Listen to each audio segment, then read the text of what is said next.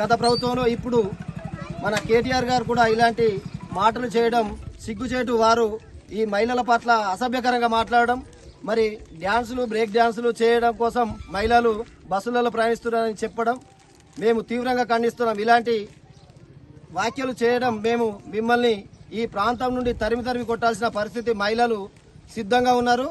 మరోసారి ఇలాంటి వ్యాఖ్యలు చేస్తే ఖచ్చితంగా యావత్ రాష్ట్రం నుంచే మిమ్మల్ని తరిమి కొట్టే బాధ్యత మహిళా సంఘాలన్నీ తీసుకుంటాయి. ఈ రోజు రుద్రగ మండల కేంద్రంలో మహిళలు చాలా తీవ్ర నిరసనలు మధ్య ఏర్పాటు చేసి వారిని దిష్టి బొమ్మలు తగలబెట్టడం జరిగింది.